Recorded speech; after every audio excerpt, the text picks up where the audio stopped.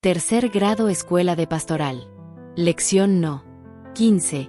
Los evangelizadores laicos. ¿Sabías que tu hogar puede convertirse en una fuente de luz espiritual y tu juventud en una fuerza transformadora para el mundo?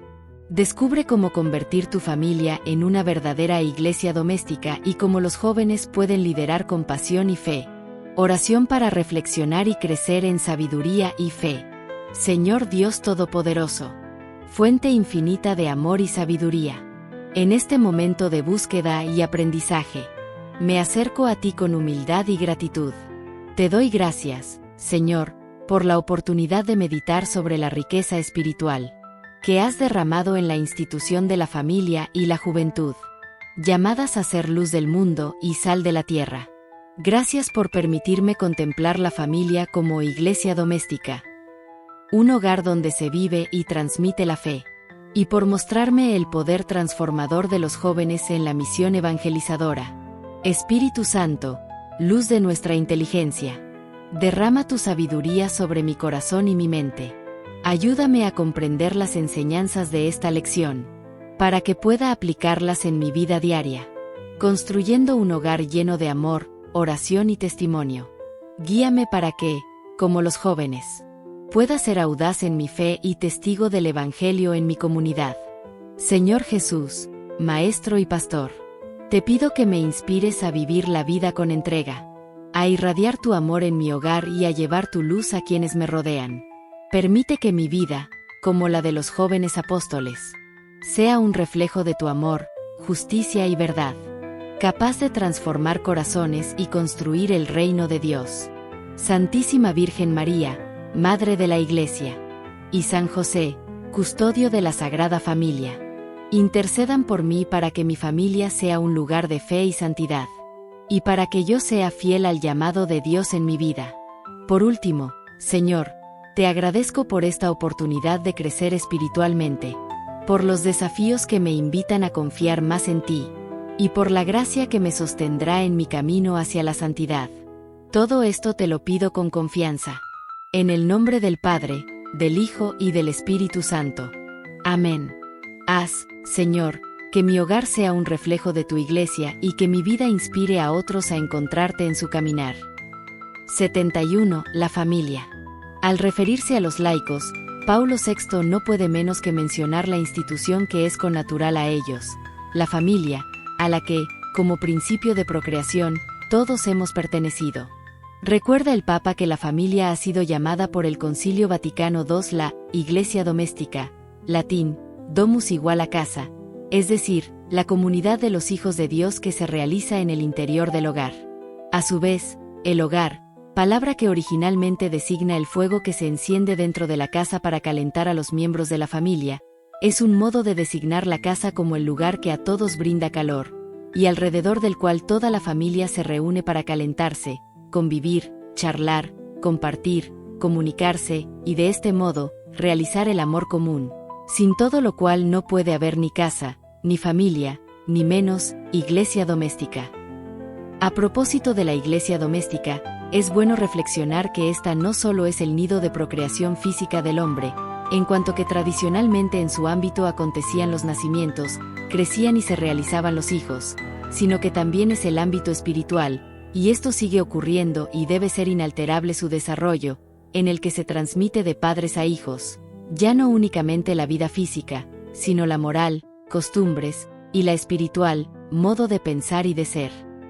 Si el hogar perdiera su ser nido espiritual y moral, igual que dejó de ser nido físico, en cuanto que, sin duda, el niño y la madre son mejor atendidos en un hospital, habría así perdido su principal razón de ser. Para nada habrían de servir los sustitutos, la escuela, el templo, la catequesis, etc. Y es de lamentar que esto sea lo que viene ocurriendo desde hace largo tiempo. Antiguamente, ante una niñez y juventud poco intelectual, la madre, al menos, pero también el padre, eran los primeros instructores de catecismo del niño, y en el hogar éste aprendía, vivencialmente también, las virtudes porque las vivían sus padres. Antiguamente, la catequesis en el templo se veía como un complemento de la formación religiosa, moral y espiritual del hogar, y no como un sustituto total, pues este tipo de catequesis no deja de ser más teoría que vivencia, es decir, falta el ejemplo de los padres. La iglesia doméstica debe tener también su liturgia en la oración común, sea antes y después de los alimentos, sea en el rezo del rosario o de algún acto de piedad cualquiera. Utilísimo sería que la iglesia doméstica tuviera también dentro de su vida íntima la homilía, primero hecha por los padres, y cuando los hijos crecen, por ellos mismos, mediante la lectura y reflexión espirituales. Cuando la familia cristiana católica es consciente de su dimensión eclesial, tanto a nivel individual por el bautismo, como a nivel esponsal por el matrimonio, y a nivel grupal por la condición de iglesia doméstica, en familia realizan su santificación y salvación como pequeño pueblo de Dios. Enriquecida por la palabra de Dios, ofrecen nuevos valores y exigencias, ya que es el ambiente concreto para el reinado de Dios. En ella se perpetúa el pueblo de Dios, madurando juntos en la fe, siguiendo a Cristo y colaborando con Él en la extensión del reino de Dios, cf. LG 11, GS 49 al 51. Cuando todos los miembros de la familia sienten la unión sacrificial que significa aceptar en común las realidades dolorosas y el esfuerzo por vencer las contradicciones, todo ello con espíritu de ofrecimiento a Dios, nos encontramos en presencia de un culto doméstico que une a la familia en el dolor, el trabajo, el sufrimiento, la pena, la alegría, la pobreza y la riqueza, la prosperidad y la adversidad. La esencia de este culto es la puesta en común de todas las experiencias de los miembros de la familia. Por ello es necesario analizar que, puesto que los padres han dado la vida a los hijos, tienen la gravísima obligación de educar a la prole, y por tanto, hay que reconocerlos como los primeros y principales educadores de sus hijos. Es, pues, deber de los padres crear un ambiente familiar animado por el amor, que favorezca la educación integral personal y social. G3. Los padres cristianos participan en la obra del Padre Creador y de Cristo Pastor, ejercen su ministerio sacerdotal y colaboran en la edificación de la Iglesia y la familia. La comunidad familiar recoge y amplía los objetivos del matrimonio. Toda familia constituye un espacio de humanización, ofrece un ámbito óptimo para la realización personal y sirve como plataforma excepcional para el desarrollo de la sociedad, cf. FC 68, 17, 40, 43. La madurez en la persona es fruto de una educación a nivel individual, social, moral, religioso, sexual, etc. La familia es una escuela de aprendizaje que motiva, exige, recompensa, enriquece y personaliza a los padres, a los hijos, a los futuros esposos y hermanos. La familia puede ser una mini sociedad de vivencia justa. Si en cada familia se vive en justicia, paz, libertad, diálogo, comunión y amor, estas virtudes habrán de reflejarse en la nación, cf. GS 46. A imitación de la Iglesia Apostólica, la familia escucha la palabra de Dios y la proclama para edificar el reino de Dios y así transformar desde dentro a la humanidad, en 17. La información y formación en la fe en general, y del hombre nuevo en Cristo, la familia llega a ser, a la vez, como la gran Iglesia, maestra y madre, G3, GS 48, LG 41. Finalmente, la formación evangelizadora de la familia tiene su realización en el enterarse en común del Evangelio y del querer, a la vez en común, llevarlo a la realidad de la vida familiar. A esto se refiere Paulo VI cuando nos dice que el hogar es un espacio donde el Evangelio es transmitido y desde donde éste se irradia. Irradiar es la propiedad que tienen algunas cosas de emitir al exterior parte de sí mismas. El fuego irradia calor, el radio y otros cuerpos, por semejanza, llamados radiactivos, irradian partículas de su propia masa que llegan a afectar a otros cuerpos. Y del mismo modo, la familia cristiana debe ser irradiante, lo que quiere decir, dar de sí, de lo que ella tiene y es, en beneficio y salud de los que la rodean. Con una diferencia, los cuerpos radiactivos pierden parte de su masa en su actividad radiante y el fuego pierde su materia combustible hasta extinguirse, pero la familia activamente cristiana, lejos de perder en su irradiación, gana en ello gracia y vida sobrenatural, vigor y eficacia apostólica que la hacen vivir más intensamente su vida familiar. Todo este cuadro arriba pintado tiene por objeto llegar a la propuesta siguiente del pontífice: Cuando la familia es consciente de este modo de ser y vivir, la evangelización es en ella, a la vez, en las dos corrientes, da de sí, irradia evangelización y la recibe, incrementándose día a día su vida evangélica. Evangelizarse evangelizando es el principio y plan de vida que debe tener toda familia cristiana. Ya dentro del seno familiar, también tiene lugar esta doble corriente. Cada miembro de la familia debe evangelizarse evangelizando, los padres a los hijos y entre sí, los hijos a los padres y entre sí. Porque si la familia debe irradiarse a los demás, malamente podría ser esto si entre sus propios miembros no existe esa irradiación. Pasa a ocuparse Paulo VI de las familias que, en su seno mismo, tienen el grave problema de la evangelización. Cuando, además de los inconvenientes comunes de nuestra naturaleza pecadora, se añade otro problema más, la disparidad de religión, que es motivo de nuevas desavenencias entre los cónyuges y peligro moral y espiritual para los hijos. A estas familias les dice el Papa que encuentren en el Evangelio un signo común que produzca la unidad de que adolecen por falta de una fe común. A estos les aconseja partir de algo que ciertamente les es común, el bautismo. Ambos cónyuges han sido bautizados en la fe de Cristo, y esto es un buen comienzo de unidad porque si hay un bautismo, el mismo, que les ha dado la posibilidad de ser hijos de Dios, en ese ser hijos de Dios encuentran que son una misma cosa. No es, pues, simplemente estar unidos, sino, más allá, ser una sola cosa en Cristo Jesús. Cuando ellos hayan descubierto tanta riqueza de unidad, seguramente podrán dar pasos que los acercarán más y más, porque el siguiente paso es encontrarse en el estudio del Evangelio, el único que también les es común. En este estudio, podrán encontrar, si lo profundizan con un espíritu sincero, muchísimas riquezas de comunidad. No es fácil, señala el Papa, pero menos es imposible, porque van a descubrir otro sacramento, que no solo les es común, sino que es un sacramento único, que es de los dos, que se han ministrado mutuamente, y que ha sido posible para uno en cuanto lo ha sido para el otro, el sacramento del matrimonio.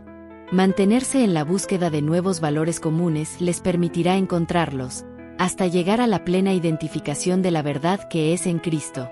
Los hijos gozarán por causa de esta unión, sin la dualidad, y los padres lo saben, ellos sufren. Por razón del bien de sus hijos, también los padres de matrimonios mixtos encontrarán motivos de unidad.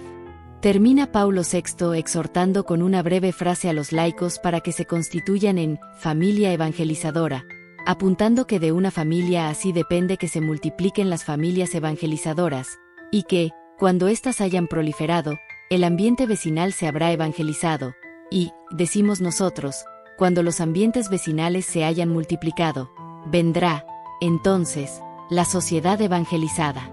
Antes, no. 72. Los jóvenes. Ya al hablar de la familia evangelizada y evangelizadora, podemos decir que el Papa se ha referido a todos sus miembros. Sin embargo, tal es la importancia que concede a la juventud que quiere referirse a ella por separado. Aduce para justificar el concepto de importancia que la juventud implica, su número. No el absoluto, sino el relativo. Vivimos en un mundo nuevo en que los jóvenes son los más, incluyendo en esta expresión a los niños, adolescentes y jóvenes propiamente dichos. Por siglos y siglos, las enfermedades mermaron a corta edad la juventud humana, por lo que los adultos, los que conseguían sobrevivir, eran los más en relación con toda la población del mundo. Pero, al aparecer nuevas medicinas, sobre todo los antibióticos y las vacunas, la niñez se salvó en alto grado, y como consecuencia, la adolescencia y la juventud se multiplicaron, arrebatando a la adultez la mayoría relativa. Esto dio a la humanidad en el mundo una nueva visión, un nuevo modo de ser que hemos tenido que aprender a comprender y a convivir. Anteriormente, la influencia de la juventud en la sociedad era mínima, porque el criterio de los menos influye menos. Hoy, por el contrario, la sociedad no puede dejar de tomar en cuenta este criterio, por más que en sí sea un criterio forzosamente problemático por la índole propia de la juventud. Por todo ello, es útil analizar valores y carencias, posibilidades e incapacidades de la juventud, valores tales como el entusiasmo, la facilidad de ilusión y la generosidad, todos valores que, a manera de impulsor, hacen que la humanidad avance, pero también encierran estos valores peligros. Ante todo el de que sean aprovechados por dirigentes sin escrúpulos que los hagan instrumento de bajos intereses. Carencias son las que hacen posible el engaño, ya que, por fuerza, la juventud no tiene experiencia, ni prudencia, ni temor. El peligro mayor es no saber de la existencia del peligro. Posibilidades que son fáciles de adivinar en las dotes juveniles apuntadas, las que hacen cierto el adagio, si la juventud supiera, y si la vejez pudiera. Incapacidades siempre presentes, difíciles de evaluar por la misma juventud, que se siente capaz de todo impulsada por el entusiasmo y la generosidad y ciega por la falta de experiencia y de prudencia. A todo ello responde la frase de Paulo VI, ofrecerles con celo e inteligencia el ideal que deben conocer y vivir. El ideal de los ideales, la vida divina, única capaz de despegar al hombre de la tierra, de su dimensión natural, para elevarlo a la sobrenaturalidad de lo divino. El joven sueña con ser grande, pero ignora que su verdadera grandeza está en Dios, grandeza sin igual. Ignoran que nacieron para la eternidad y se entusiasman por las pobres grandezas materiales. Despertar en ellos el ideal supremo de la vida en gracia, dárselo a conocer para que lo vivan hasta llegar a la vida eterna, ese es el trabajo por emprender. No es difícil. Después de esto, el siguiente paso, su generosidad propia les hará convenir en que tanto bien debe ser compartido con otros. Y bajo este signo nacerá dentro de ellos la fogosidad del apóstol, la donación del evangelizador. Más difícil, sin embargo, es darle autenticidad a esto. La recta fe, la espiritualidad en la vida de oración, son solo inherentes al joven maduro, que ha traspasado la barrera de la superficialidad para adentrarse de lleno en el terreno de las responsabilidades cristianas. Hasta allí hay que llevarle, haciendo a la vez oración y sacrificio, porque eso solo lo da Dios por la gracia, y hay que pedírselo al Señor para ellos. El Papa expresa su esperanza en la juventud. Recordemos que es ella la que puede y la que edificará el futuro, y no lo podrá hacer si los que saben hoy, es decir, la humanidad madura, no los guían. Evangelizar la juventud es, entonces, primordial necesidad. Pero, es lógico también, que, independientemente de su participación en la vida dentro del seno del hogar, los jóvenes más hoy que nunca juegan un papel determinante sumergidos en ambientes que les son propios, donde solo ellos pueden difundir el Evangelio con oportunidad y eficacia. Tales ambientes juveniles están, del todo o casi del todo, vedados a los demás miembros de la Iglesia. De aquí que, si hemos de considerar a cada uno de los católicos un elemento con que la Iglesia cuenta para cumplir su misión de propagar la evangelización en el mundo, y también los ambientes juveniles son ese mundo, para transformarlo en el reino de Dios, y también los ambientes juveniles deben ser, o llegar a ser, el reino de Dios. Es forzoso que cada joven contemple con claridad meridiana el papel que le toca desempeñar como miembro activo de la Iglesia. Ya nos ha dicho anteriormente el pontífice que allá donde va un cristiano, va la Iglesia, y que por ello él está obligado a dar testimonio, con el ejemplo de vida primero, y con la palabra después de su esencia de cristiano. Como a todos los demás miembros vivos del cuerpo místico de Cristo, le es impropio vivir dos vidas, diametralmente opuestas, de modo que una, la de cristiano, sea vivida a ciertas horas del día o en determinadas circunstancias de su existencia, y la otra, la de los ambientes de juventud, sea una vida contradictoria. Allá donde él vaya, irá la Iglesia, sí, y lo debido siempre será que de él y de la Iglesia toda se diga, mirad cómo son los cristianos, contemplad qué es ser cristiano. Finalmente, si los jóvenes son los únicos cristianos apostólicos que pueden vivir su cristianismo en aquellos lugares y entre aquellas gentes, ellos están, y únicamente ellos, comprometidos, urgentemente, a transformar desde dentro, como joven levadura, la masa indiferente unas veces, incrédula otras, y no raramente contraria a la voz del Evangelio. Las palabras patéticas de Jesús: mirad que yo os envío como ovejas en medio de lobos. Sed, pues, prudentes como las serpientes, y sencillos como las palomas, Mt 10,16, son, a la vez, seria advertencia en bien de ellos mismos, a fin de que no sean absorbidos por el ambiente nocivo, y una lección acerca del tamaño del apostolado que les es propio. Por otra parte, el joven debe tener presente que la juventud no es un estado permanente, sino una situación transitoria de la vida del hombre. Este concepto siempre debe ser considerado por el joven a través de esta época de su existencia, pues es fácil caer en el sofisma, del griego, sofia igual a sabiduría.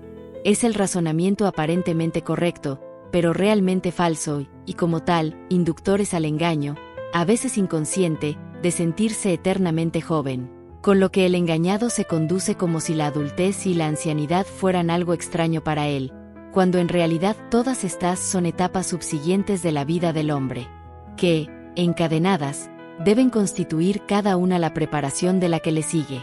Por esta verdad incuestionable, el joven habrá de dedicar con sensatez los años juveniles a madurar en la capacidad de afrontar la problemática propia del futuro que le tocará manejar y resolver, precisamente cuando los que hoy son adultos y ancianos hayan desaparecido de nuestro escenario. Deberá prepararse para convertirse en servidor de los que le siguen. Cuando el joven construye su vida dentro de toda esta realidad, entonces, solo entonces, es útil a la sociedad. Y como la Iglesia, el reino de Dios, es eso, una sociedad, los jóvenes cumplirán sus obligaciones de miembros útiles de ella de la manera que queda dicha, no colocándose en posición de ajenos, o, lo que es peor, de ser eternamente servidos por los adultos y ancianos, o pretender que los niños que vienen tras ellos no les necesitan, o les van a necesitar. Esta posición negativa, fruto del egoísmo, los convierte en miembros muertos de la Iglesia, que dice San Pablo, porque es una verdadera situación real de pecado, de miembro perjudicial para el cuerpo místico de Cristo, por su voluntad y decisión. El Papa nos hace recordar un factor más de intervención de importancia creciente de la juventud, el número. Es un hecho sabido que en el mundo existe una humanidad joven, es decir, que la niñez y la juventud son superabundantes comparadas con la adultez y la ancianidad. Los miembros de la humanidad en edad temprana superan con mucho a los de edad tardía. ¿Por qué? ¿Es esto un factor determinante? Es fácil entenderlo. En esta ventaja de número, la juventud, según sea su signo, positivo o negativo, influirá notablemente en el mundo. Es una juventud que, además, ha tomado la iniciativa, con ansias creadoras, dinámica, emprendedora. Si siendo así, a la vez es cristiana, sus ideales de seguimiento de Jesucristo contagiarán al mundo. Por esto, en este breve número, Paulo VI vuelca su esperanza de conversión sobre la juventud, deseoso de comunicarle el ideal que fue el de su propia vida, el ideal de Cristo y de toda la cristiandad verdaderamente viva y operante, convertir el mundo en reino de Dios. Es un ideal que se identifica con el de Jesús. He venido a traer fuego sobre la tierra, y cuánto desearía que ya estuviera encendido. Este fuego de que nos habla el Señor es el del amor, el que jamás se generalizará en el mundo si prevalecen el egoísmo y sus dolorosos frutos de injusticia, engaño, explotación, violencia, ausencia del sentido de dignidad personal incluso de la propia, asesinato y suicidio. Caben dentro de la explotación, además de lo que es propiamente esta, obligar al prójimo a realizar aquello que se quiere de él, sometiendo su voluntad mediante su necesidad, una explotación con mucho más degradante, creándole necesidades y satisfactores de alto precio, alcoholismo y drogadicción, comodidades y lujos excesivos, placeres caros y vergonzosos. Todo esto para robarle, humillarle y sujetarle por medio de la pérdida de su sentido de dignidad personal. Dada su inexperiencia, vigor, dinamismo, y lo principal, su idealismo, por todos estos medios es fácil manipular y someter a los jóvenes a la esclavitud del mal y a tomar banderas de falsa redención, de desquite de injusticias, de supuestas mejorías sociales.